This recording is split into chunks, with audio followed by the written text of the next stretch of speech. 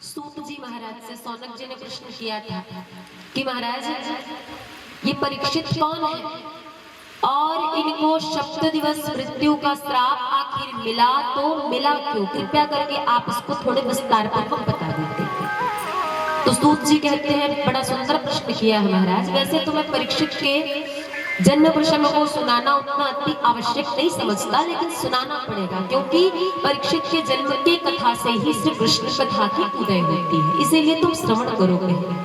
उसके पश्चात सुनाने लगे कि महाराज कौरव पांडवों का जब युद्ध चल रहा था उसमें सभी कौरव मारे गए। कौरवों में केवल एक ही बचा, दुर्योधन। और इधर आदरणीय भीमसेन जी ने दुर्योधन की जंघा पर प्रहार कर दिया।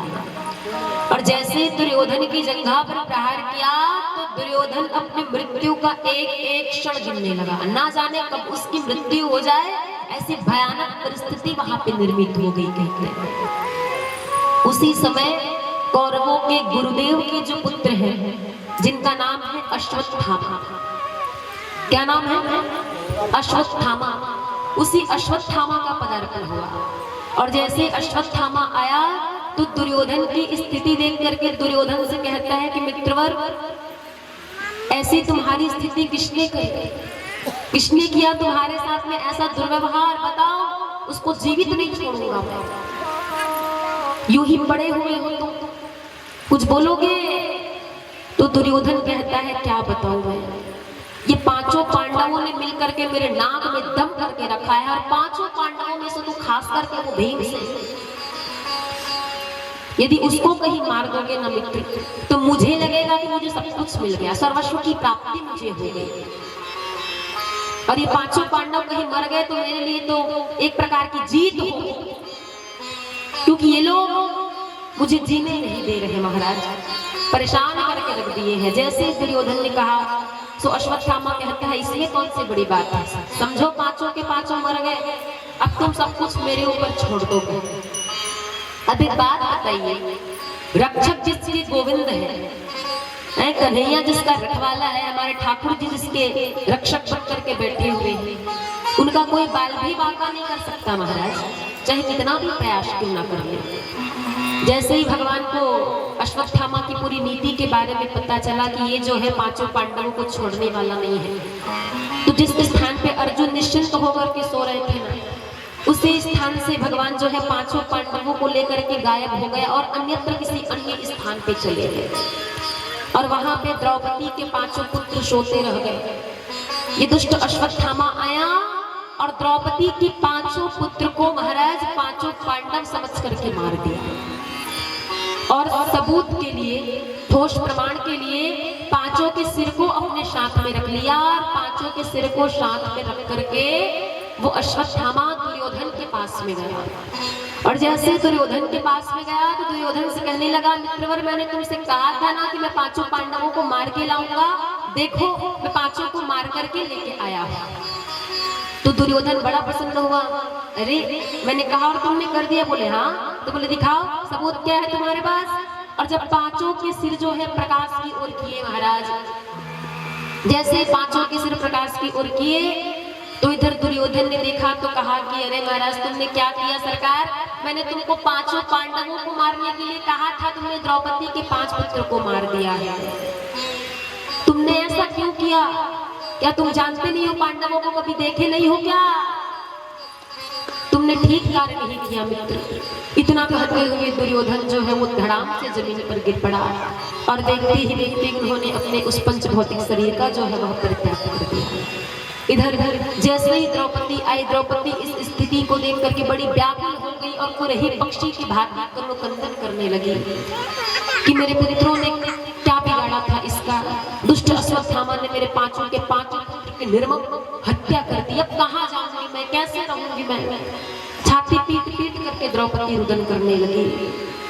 और जैसे ही द्रौपदी रुदन करने लगी उसी समय अर्जुन चले आए। अर्जुन कहते हैं, देवी तुम चिंता ना करो, हमारे निर्बोध 5 पुत्रों को मारने वाला जो दुष्ट अश्वत्थामा जहां कहीं भी होगा, आकाश में पाताल में, उसको मैं ढूंढ करके लाऊंगा और आपके समीप ही, आपके पास ही उसका वध मैं कर दूंगा, उसको मार डालूंगा। कहे तुम बिल्कुल शांत हो जाओ।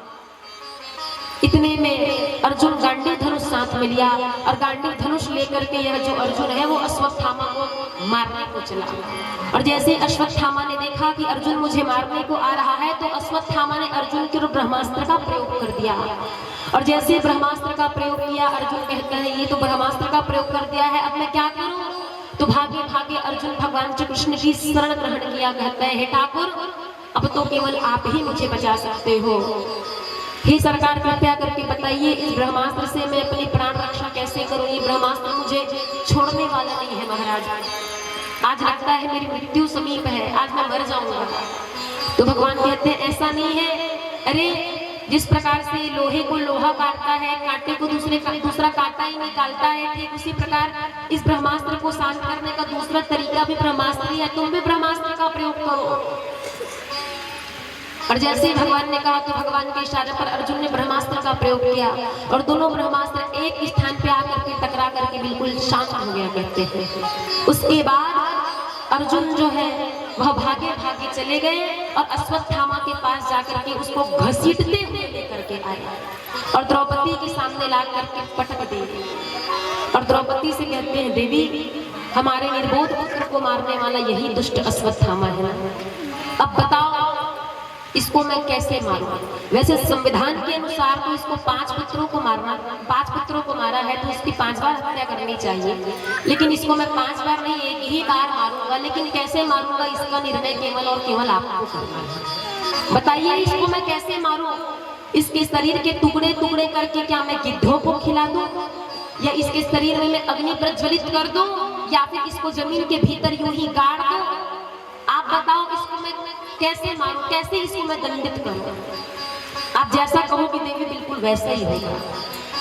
तो द्रौपदी कहने लगी, यदि इसको मार देने से मेरे मरे हुए पुत्र कहीं वापस आ जाएंगे तो आप कहिए। इसको मार दोगे तो मेरे जो पुत्र मरे हुए हैं वो वापस चले आएंगे क्या? नहीं आएंगे।